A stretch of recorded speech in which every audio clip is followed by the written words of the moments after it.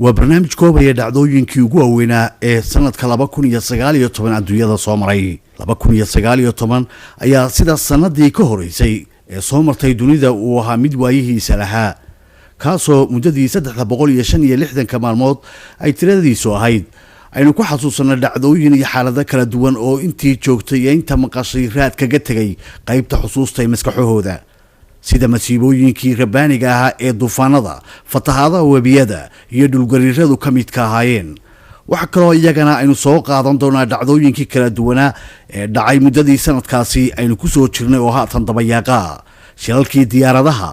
xaaladihii siyaasadeed qaraxyadii kacdoonadii galaaftay madaxweynayaasha kala duwan iyo dhinaca kale horumarkii dhaqaale tiknoolajiyadeed aaladihii casriga ah iyo waxyaabihii dunida ku soo kordhay ee taariikhda galay lixdii bishii January sanadii 2019 madaxweynaha jamhuuriyadda Soomaaliland mudane Muuse Biixi Cabdi ayaa xafiiskiisa ku qaabilay xogayaha difaaca ee dalka Ingiriiska Stephen Williamson kaasi oo booqasho rasmi ah ku yimid dalka kulankaasi oo ahaa mid saacado qaatay waxa laga wada hadlayay sidii loo xoojin lahaa xiriirka soo jireenka ee ka dhaxeeya jamhuuriyadda Soomaaliland iyo boqortooyada Ingiriiska oo Soomaaliland xornimadeeda ay ka qaadatay maxkamiyadda Ingiriiska 1960 iyadoo safarka xogayaha difaac uu ahaa safarkii uu horeeyay ee mas'uul xil sare ka haya wasaaradda gaashaandhigga Ingiriisku uu ku yimaado jamhuuriyadda Soomaaliland kulankaasi waxa uu ku soo dhamaaday safgarad buuxa iyo in la sii xoojiyo cilaaqaadka labada dal ee Ingiriiska iyo Soomaaliland lana dardargeliyo horumarinta arrimaha iskaashiga ee ka dhaxeeya labada wadan wasiirka gaashaandhigga Ingiriisku waxa kale oo isaga iyo saraakiil ciidanka oo la socday ay shir wada galeen dhigiisa Soomaaliland taliyaha militariga iyo saraakiil sare oo ka tirsan ciidamada Soomaaliland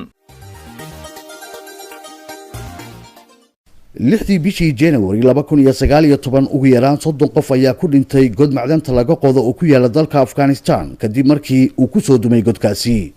sida wakaalada Reuters ay ku warantay shilkan ayaa qayb ka dhacdooyinka had iyo jeer ku dhaca goobaha macdanta laga qodo ee dalka Afghanistan ee sida sharci darrada ah looga soo saaro macdanaha kuwaasoo aan sharci adag iyo nidaam ammaan oo sugan aan lahayn 22 bisha January 2019 ugu yaraan 7 qof ayaa ku dhintay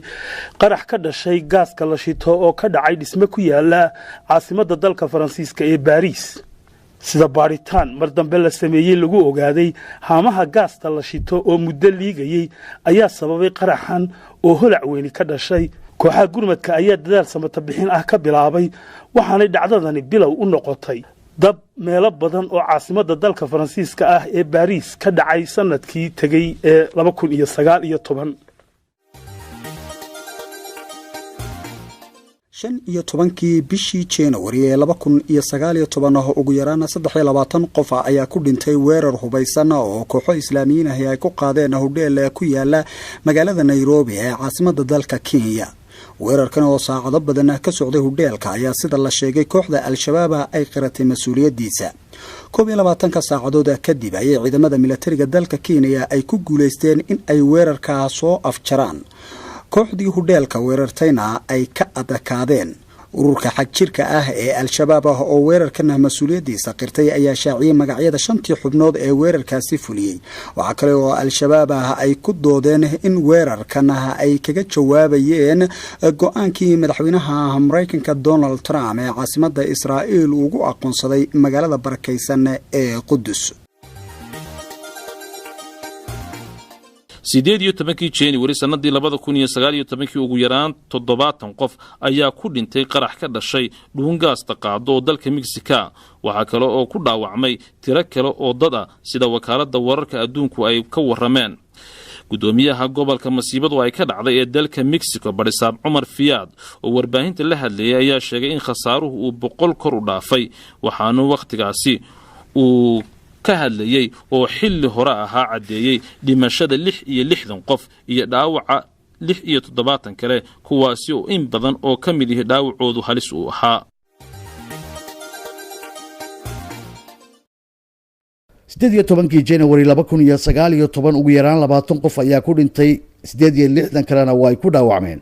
qaraxyo baabuur miinaysan loo adeegsaday oo lagu weeraray akademiga booliiska ee ugu weyn dalka Colombia halkaas oo dadkii weerarka fuliyay la sheegay inay ku dhinteen iyaguna. weerarkan oo ka dhacay caasimadda dalka ee Bogota ayaa ah mid culus oo meelo badan oo ka mid ah caasimadda si weyn looga dareemay waxaanu ku soo beegmay waqti ay dhaqan galeen heshiisyada nabadgelyada ee dalka Colombia oo lagu soo afjarayay colaado muddo dheer dalka ka socday oo shacab badan ay ku leedeen. madaxweynaha dalka Ivan ayaa weerar argagixiso ku tilmaamay halka siyaasiyiin kalena ay jabhadda hubaysan ee FARC ku eedeeyeen.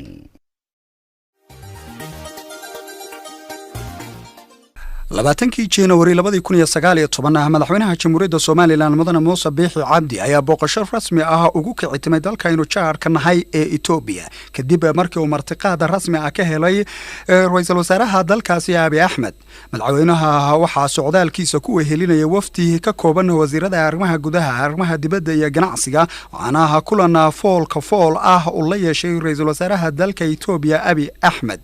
madaxweynaha Soomaaliland oo soo dhaweynaha meeqaamkeedu sareeyo dawladda Ethiopia ku qaabishay waxa intii uu ku sugnaa caasimadda dalkaasi ee Addis Ababa booqday safaaradda Soomaaliland ee dalka Ethiopia halkaasi oo kulan kula qaatay ergada diblomaasiyadeed ee qaranka Jamhuuriyadda Soomaaliland u fadhiya dalka Ethiopia. 21 bishii January ee sanadka 2019 golaha guurtida Soomaaliland ayaa fadhi aan caadi ahayn oo ay yeesheen muddo kordhin ugu sameeyay golaha wakiilada Soomaaliland oo muddo xileedkoodu kaga dhamaanayay 29 bishii Maarch ama 3 ee sanadka. fadhi aan caadi ahayn oo uu shir gudoominayay gudoomiyaha golaha guurtida Saleebaan Maxamuud Aadan ayna kala soo qayb galeen 70 mudane oo ka tirsan 82 mudane ee goluhu ka kooban yahay ayuu goluhu muddo 9 bilood ah ugu kordhiyay muddo xileedka golaha wakiilada Soomaaliland taasi oo ka bilaamaysay dhamaadkii bishii 3 ee sanadka 2019. 27 bisha February 2019 ugu yaraan 30 qof ayaa ku dhintay 100 qofna way ku dhaawacmeen weerar qaraxyo xiga ah oo la beegsaday kaniisado ku yaala dalka Philippines kaas oo noqday weerarkii ugu xumaa ee sanadkan lagu qaado dalka Philippines. weeraradan ayaa ku soo beegmay xilli militariga dalka Philippines ay howlgallo ka dhan ah kooxaha Islaamiyiinta dalkaasi ay ka wadaan gobolada muslimiintu ay ka degaan ee dalka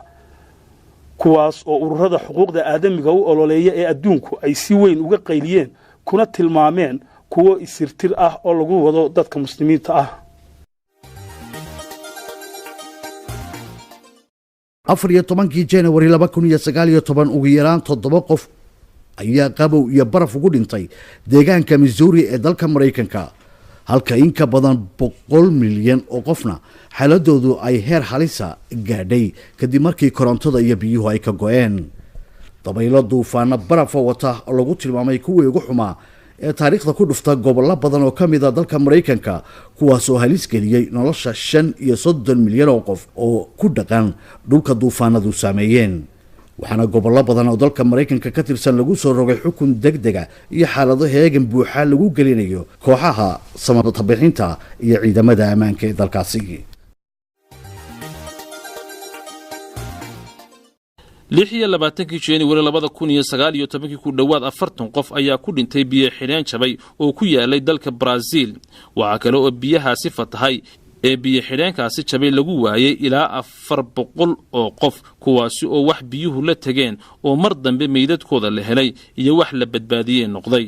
sida maamulka dalka Brazil waqtigaasi saxaafadda u cadeeyay waxa biyo xidheenkaasi jabay sababay roobab mahiigaana ah oo muddo toddobaad ah ka da'ayay deegaanada biyo xidheenkaasi jabay uu ku fatahay.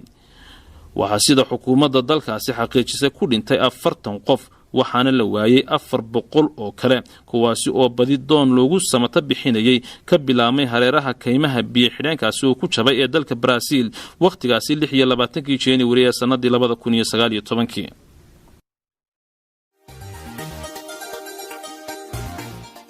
shantii bisha February 2019 toddoba qof ayaa ku dhintay dab qabsaday dhismo fooq ah oo ku yaala xaafadda 13aad ee caasimadda dalka Faransiiska ee Paris, kaas oo waqti habeen bar ah uu dabku ka kacay qaybo ka mid ah dabaqyada sare ee fooqan oo sida maayarka caasimadda Faransiiska ee Paris uu sheegay la dhisay sanadihii 70aadkii ee qarnigii tagay ayaanay xaaladiisu wanaagsanayn ka hor intii aanu dabku qabsanin. hase yeeshee qaabkii loo dhisay ayaa sababay in kooxaha gurmadku ay ku adkaato hawlihii samata bixinta ahaa ee ay halkaa ka wadeen. dadka dhintay ayaa badankooda ku neef qabatoobay qiiqa dabkani dhaliyay, waxaana la badbaadiyey ilaa 50 qof oo dhismaha ku noolaa. sida maayarku warbaahinta u sheegay muddo 15 saacadood ah ayuu qaatay dadaalkii lagu bakhtiinayay dabkaasi, waxaana loo xidhay haweenay 40 jir da'deedu tahay oo looga shakiyay inay lahayd sababta dabka dhalisay, waxaana la hor keenay maxkamad ku taala magaalada Paris. shantii bishii February ee sanadka 2019 madaxweynaha Mareykanka Donald Trump ayaa khudbadda bartamaha muddaxileedkiisii u jeediyay fadhi wada jir ah oo labada gole ee baarlamaanka ee dalkiisu ku kulmeen magaalada Washington ee caasimadda Mareykanka. khudbadani oo ah mid ahmiyad u leh madaxweynayaasha Mareykanka ayaa alaaba ku soo beeganta waqtiga doorashada bartamaha xilka madaxweynaha la qabto oo inta badan madaxweynayaasha lagaga adkaado mid ka mid ah golayaasha baarlamaanka ee Koongareeska iyo Senadka ama aqalka duqeyda. Trump ayaa khudbadiisani ku dalbaday in midnimo qaran la sameeyo oo wada jiraha golayaasha dawladdu u wada shaqeeyaan. waxa kale oo uu ka waramay kulan uu madaxweynaha waqooyiga Korea Kim Jong Un uu la qaatay iyo waxa uu ka damacsan yahay siyaasad ahaan bariga dhexe, Shiinaha iyo xiriirka ganacsi ee Mareykanku la leeyahay. 7 February 2019 waxaa dhintay John Dingell oo ahaa mudanihii ugu muddada dheeraa golaha Koongareeska dalka Mareykanka muddo 60 sano ku dhowna ahaa mudanaha aqalka wakiilada ee dalkaasi ka tirsan oo si joogto ah loogu soo dooranayay in uu gobolkiisa u matalo. Mr. John waxa uu ka tirsanaa xisbiga dimuqraadiga dalka Mareykanka waxaana laga soo dooran jiray gobolka Michigan. waa markii ugu horeysay mudane aqalka Koongareeska Mareykanka ka tirsan loo doortay sanadkii 1950 waxaanu xildhibaan ka ahaa ilaa uu ka dhimanayay. mudanahan ayaa jabiyay rikoorka oo loo aqoonsaday qofkii ugu muddada dheeraa mudanena ka noqda golaha Koongareeska dalka Mareykanka oo 59 sanadood uu xildhibaan ka ahaa halkaasi. waxa uu soo joogay mudanahani taariikho badan oo dalkaas soo maray iyo maamulo kala duwan oo madaxweynayaal ay isku xisbi ahaayeen iyo kuwa ay mucaarad isku ahaayeen ay kala hogaaminayeen. wuxuuna dhintay isagoo 92 jir da'diisu tahay. 9 bishii February 2019 ugu yaraan 5 qof ayaa ku dhintay, 50 kalena waa ay ku dhaawacmeen shil gaadiid oo ka dhacay dalka Shiinaha, kaasi oo sida ciidamada nabadgelyada wadankaasi ay xaqiijiyeen ay ku dhaceen in ka badan 100 gaadiid ah oo ku safrayay jid weyn oo halbowla. cimilada oo xumaatay ayaa shilkaasi sababtay sida maamulka dalka Shiinuhu warbaahinta u sheegeen roobab mahiigaan ah oo saacado badan da'ayay. deegaanadaasi ayaa sababay in aragtidu xumaato kadibna gaadiidka jidkaasi isticmaalaya ay isku wada dhacaan. waxaa la xaqiijiyay in gaadiid ka badan 100 gaari ay fooda istareen. khasaaraha shilkaasi ka dhashay oo lagu tilmaamay kii ugu xumaa ee dalka Shiinaha ka dhaca muddo 5 sanadood ah lagu qiyaasay ayaa noqday khasaarahaasi shilalka ee dhacay 9 February 2019.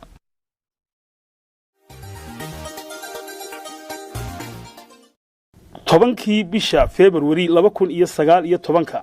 madaxweynihii dalka Algeria Cabdicasiis Bouteflika ayaa ku dhawaaqay in uu madaxtinimada dalkaasi mar shanaad isku soo taagayo. waxaanu shacabka dalkiisa u diray fariin uu ku guubaabinayo inay mar shanaad madaxtinimada u cumaamadaan, isna uu taa beddelkeeda isbeddello muhiim ah ka samayn doono marka la doorto. Bouteflika oo da'diisu ahayd 81 jir ayaa xilliga uu marka shanaad isku sharaxayay madaxtinimada dalkiisa waxa uu la tacaalay xanuunka faaliga oo ku dhacay sanadkii 2013 waxaanu ku sugnaa xaalad caafimaad darro oo aad u adag, taas oo ku keentay in hadalka iyo socodka aanu awoodi karin. sida wakaaladaha wararka adduunku ku soo warameen, madaxweyne Bouteflika ayaa xilliga afraad ee madaxtinimadiisa inteeda badan ku qaatay safarro caafimaad oo uu cusbitaallo dalka dibaddiisa ah ku tegay, laakiin may noqon fariintiisani mid dhagaha loo raariciyey, waxaanay sababtay dibadbaxyo iyo kacdoonno sabab u noqday inuu iscasilo oo uu xilka ka dego isaga oo aan dhammaysan kala afraadkiisii madaxtinimo. bishii February 2019 golaha cadaaladda dalka Mareykanka ayaa 10 dambi ku soo rogay boqorka ganacsiga daroogada ee waqooyiga Amerika oo lagu magacaabo Joaquin El Chapo laguna naanayso Guzman oo hore looga soo qabtay dalka Mexico. ninkan oo caan ku ahaa ganacsiga daroogada iyo dambiyada kala duwan, waxa dambiyadii lagu soo ogay kamid ahaa ganacsiga daroogada, hub sharci darro ah oo uu haystay, halis uu geliyay ammaanka guud ee dalka Mareykanka iyo daroogo aad u badan oo uu gudaha dalka Mareykanka iyo meelo kale oo dunida ah u kala dhoofiyay. eedahan 10 ah ee lagu soo ogay ninkan ayaa ka dhigan xabsi daayin inta noloshiisa ka hadhay in uu jeel ku qaadan doono. Guzman waxa uu ku xidhan yahay xabsi ku yaala Colorado oo aad ammaankiisa loo ilaaliyo, waxaana xukunkiisa la dhowrayay muddo dheer.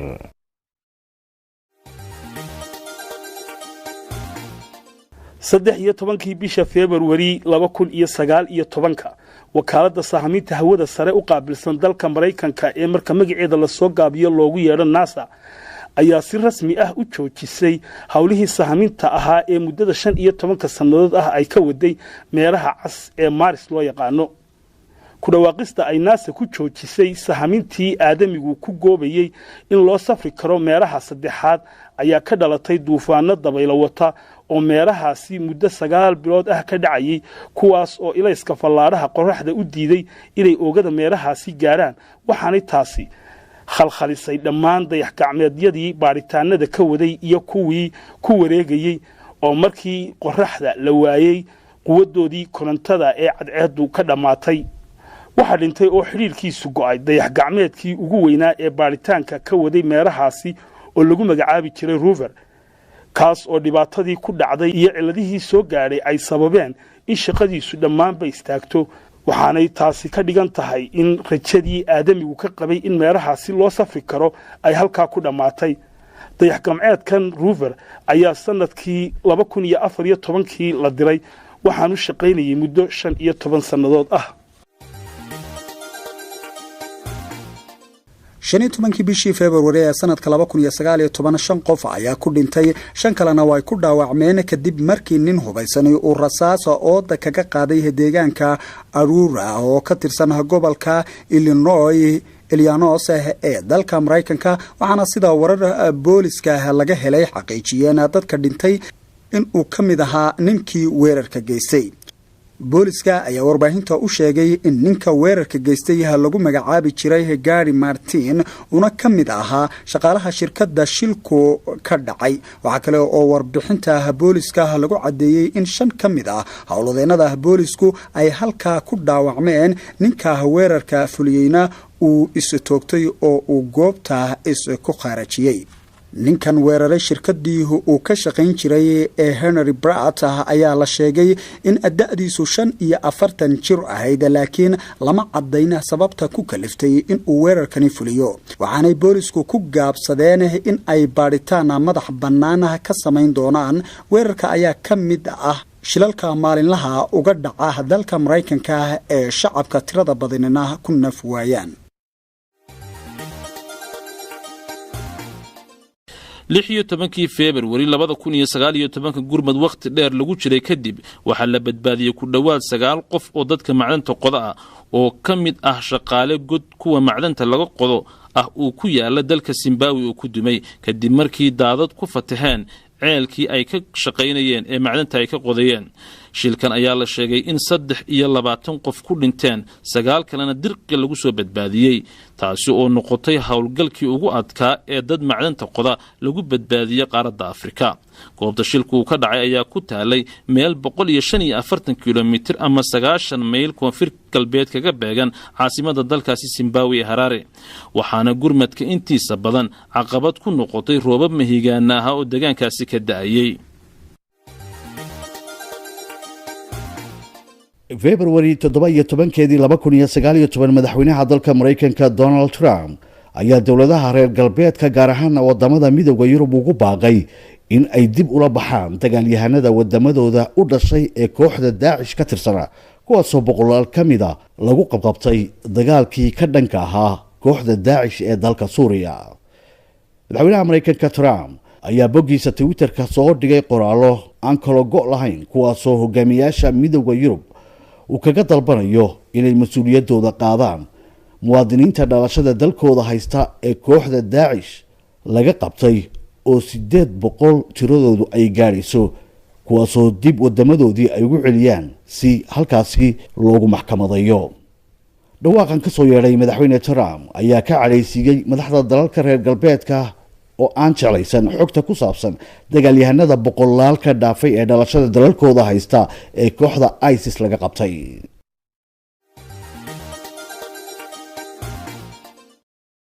bisha February 20keedii 2019 waxa gobolka Minnesota ku dhuftay barafkii ugu badnaa ee taariikhda la diiwaan geliyo oo 30 hiij gaaray waxaanu noqday barafkii ugu weynaa ee bisha February lagu arko deegaanka kaas oo sababay in 160 milyan oo Mareykan ah uu noloshooda saameyn ku yeesho dhinaca kale 22kii February waxa gobolka Arizona lagaga dhawaaqay xaalad degdeg ah oo heer cabsi leh gaadhay taas oo heerka qiyaasta barafku gaaray ay kor u dhaaftay intii uu gobolka Minnesota ka gaaray 23kii bishii February sanadka 2019 qof ayaa ku dhintay in ka badan 300 oo kalena dhaqtarada ayaa la dhigay oo waa ay dhaawacmeen dalkaasi Hindiya kadib markii ay cabeen sharaab dhacay ama looga shakiyay in waxyaabo sun ah lagu daray shilkan oo ka dhacay waqooyiga bari ee dalka Hindiya ayaa noqday mid lagu hoobtay oo galaaftay nolosha beeraley tiro badan oo kamid ahaa kuwa beeraha caleenta shaaha laga beero ee deegaanka ka tirsan kuwaasi oo sida dawladda dalka Hindiya xaqiijisay ku sumoobay sharaab dabiici ah oo deegaankaasi lagu sameeyo oo xafladda ay dhiganayeen loo soo iibishay dhimashada ayaa la sheegay in markii dambe ay 140 qof gaadhay ana booliska deegaankaasi xidheen 2 qof oo la sheegay in looga shakisan yahay in ay sun ku dareen sharaabka dadkaasi ku sumoobeen dhacdadani ayaa abuurtay walaac waxaana deegaanka shilku ka dhacay ka bilaabmay baaritaano la xidhiidha sharaabka dadkan 500 ee qof tiradoodu ku dhowdahay galaaftay ee ay ku sumoobeen 25kii bishii February 2019 waxa magaalada Boorame ee xarunta gobolka Awdal ka furmay shirweynaha lixaad ee xisbiga talada dalka haya ee Kulmiye kaasoo noqonaya shirkii ugu horeeyay ee xisbi qaran ku qabsado magaalada Boorame erga boqolaal kor u dhaafaysa iyo marti sharaf kala duwan oo lagu soo casuumay shirkaasi ayaa si weyn u camiray magaalada waxaana khudbad dhinacyo badan taabanaysa ka jeediyay madaxweynaha Jamhuuriyadda Soomaaliland Mudane Muuse Biixi Cabdi shirkan ayaa ku soo gabagaboobay jawi degan waxaana loo codeeyey xubno cusub oo golaha dhexe ka mid noqon doona kuwaas soo buuxiyey boosaskii ka dhinaa golaha dhexe waxa kale oo ka soo baxay go'aamo geedi socodka xisbiga ee ilaa shirweynaha kale saameyn doona shaqada waxa uu hayo waddanimo iyo dadkooda dhisaan uga hayaan inay qof ahaan uga faa'iidaystaan taasina waa mabda xisbiga kulmiye sidii uu sheegay abdi ama cid waliba tiri mas'uuliyadda doorashada hogaaminteeda iyo mas'uuliyadda koowaad waxaa leh xukuumadda waxa siina madaxweynaha waxaa leh xisbiga kulmiye marka dambena waxaa la leh xisbiyada qaranka labada xisbi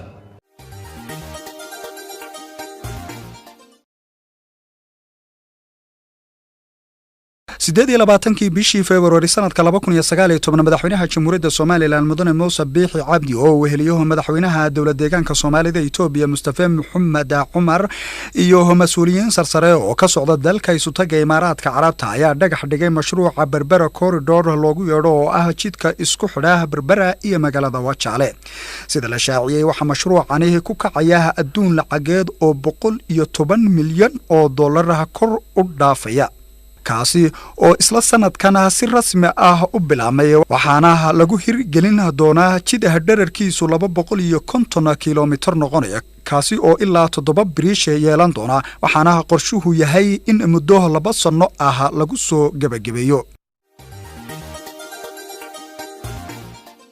28 bishii February ee sanadka 2019 dawladda Pakistan ayaa dalka Hindiya u celisay dooliye ka tirsan ciidamada cirka ee dalkaas kaas oo lagu qabtay dagaal dhinaca cirka ah oo labada wadan ku dhaxmaray deegaanka lagu muransan yahay ee gobolka Kashmir dooliyahan oo diyaaradii uu ku dagaalamayay oo nooceedu ahaa Miraj 2000 ay soo rideen ciidamada cirka dalka Pakistan ayaa la qabtay kadibna xabsiga loo taxaabay laakiin markii dhexdhexaadinaha kala duwan oo beesha caalamka ah la galay kadib waxay dawladda Pakistan go'aansatay inay dib ugu celiso xorriyadiisa waxaana loo galbiyay dalkiisa Hindiya halkaas oo sidii haliyay qaran oo kale loogu soo dhaweeyay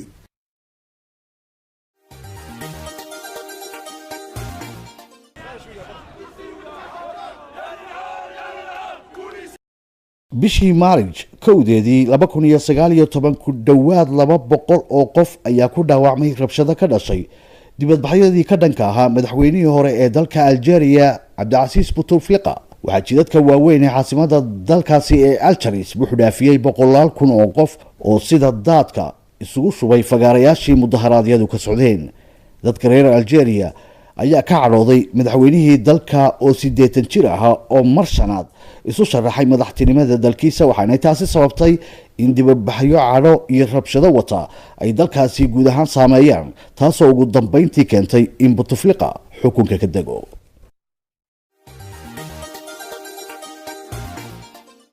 saddexdii bishii Maarch 2019 madaxweynaha Jamhuuriyadda Soomaaliland Mudane Muuse Biixi Cabdi ayaa daahfuray mashruuca shaqo qaran oo ay ka faa'iideysanayeen da'yar 1500 oo dhalinyaro ah lagu qiyaasay xafladii daahfurka oo golayaasha qaranka xisbiyada siyaasadda ee dalka hay'ado tiro badan iyo marti sharaf kale duwan ay ka soo qayb galeen ayuu madaxweynaha Jamhuuriyadda Soomaaliland Mudane Muuse Biixi Cabdi khudbad ka jeediyay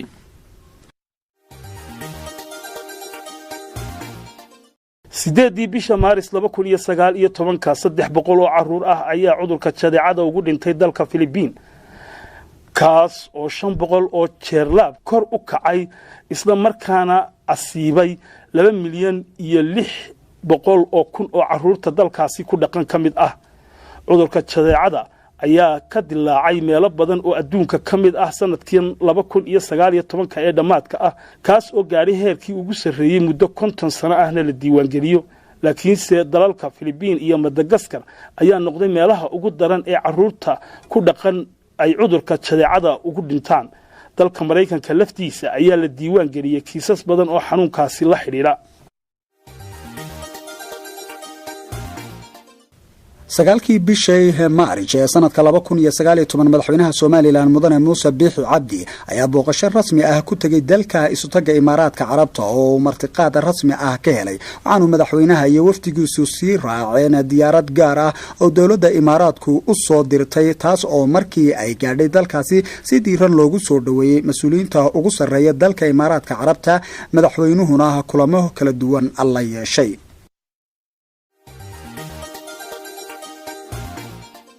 bishii Maarch 10keedii 2019 diyaarad laga leeyahay dalka Itoobiya ayaa ku burburtay magaalada Bishoti oo 60 kilomitir u jirta caasimadda Itoobiya ee Addis Ababa waxaana ku dhintay dhammaan rakaabkii saarnaa oo 107 tiradoodu dhamayd. diyaaradda oo ahayd nooca Boeing 737 ahna nooca rakaabka qaada ayaa burburtay xilli ay ku jirtay duulimaad ku aadan magaalada Nairobi ee dalka Kenya. sida ay sheegeen mas'uuliyiinta shirkadda Ethiopian Airlines diyaaraddan ayaa la rumaysan yahay in ay saarnaayeen 149 rakaab iyo 8 ka mid ah shaqaalaha diyaaradda.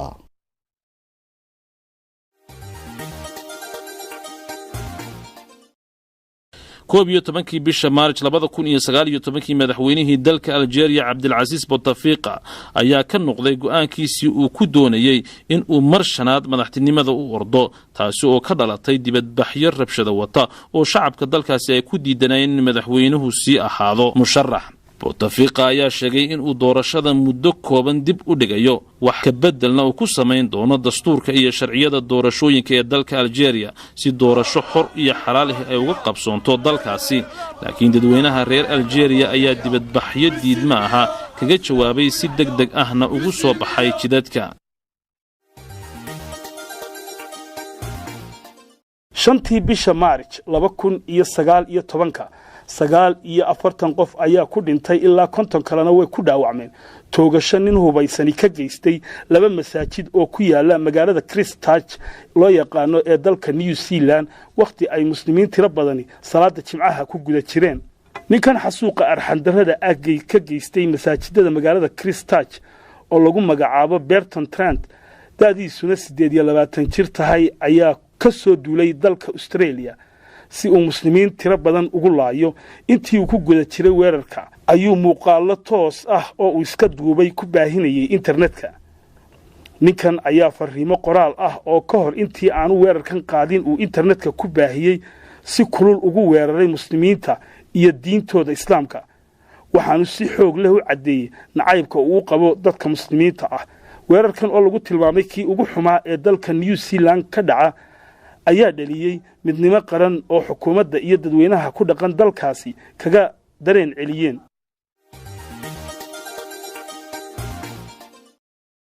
sideed tobankii bishii Maarch ee sanadka 2019 madaxweyne ku-xigeenka Jamhuuriyadda Soomaaliland Cabdiraxmaan Ismaaciil Cabdilaahi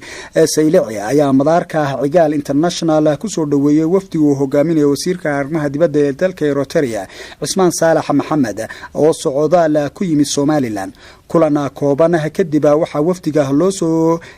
galbiyay xarunta madaxtooyada Jamhuuriyadda Soomaaliland oo madaxweynaha Soomaaliland mudane Muuse Biixi Cabdi ku qaabilay halkaas oo kulana ballaaran ku dhex maray wafdiga reer Eritrea iyo madaxda Soomaaliland waxaana la iskula soo qaaday xaaladaha gobolka ka taagan xiriirka labada wadan yeelan karaan.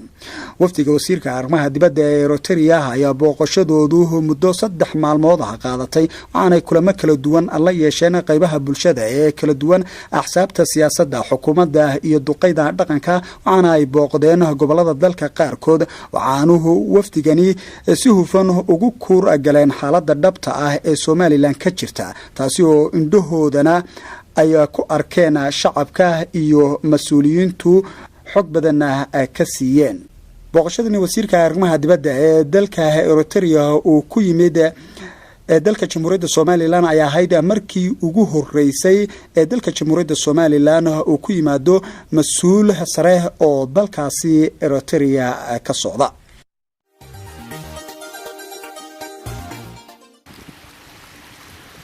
bishii Maarch 23keedii 2019 ilaa 700 oo qof ayaa ku dhintay duufaanta Idai oo ku dhufatay koonfurta qaaradda Afrika gaar ahaan wadamada Mozambique, Zimbabwe iyo Malawi taasoo khasaare ballaaran oo maaliyadeed sababtay. duufaantan waxaa la caddeeyey in dhimashadu 1,000 qof markii dambe kor u dhaaftay boqolaal kale oo ka mid ahna ay dhaawacmeen dadkii ku sugnaa deegaanada ay duufaantu asiibtay waxaa kaloo ku barakacay boqolaal kun oo qof dad lagu qiyaasay taasoo lagu tilmaamay duufaantii ugu khasaaraha badnayd ee qaaradda Afrika ku habsatay 2019.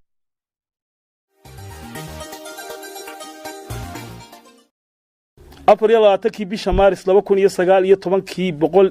134 qof oo rayid ah ayaa lagu dilay dalka Mali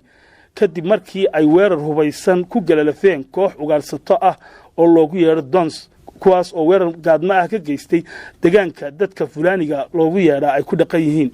sida qaramada midoobay shaacisay dable hubaysan oo ka tirsan ugaarsatada Dons ayaa 134 qof oo rayid ah toogasho ku dilay in ka badan 60 kalena ku dhaawac u geystay kuwaas oo markii weerarkooda ay fuliyeen dib ugu noqday goobihii ay ka soo duuleen weerarkan ayaa lagu tilmaamay kii ugu xumaa ee dalka Mali ka dhacay sanadkan 2019 kaas oo dhaliyay cabsi ku saabsan in dagaallo qabiilada u dhaxeeya ay ka dhex qarxaan dadka ku wada nool dalkaasi xogayaha qaramada midoobay Antonio Guterres ayaa warbixin la xiriidha gumaadka ka dhacay dalka Mali ka hor akhriyay golaha ammaanka ee qaramada midoobay oo kulan degdeg ah ka yeeshay dhacdadaasi.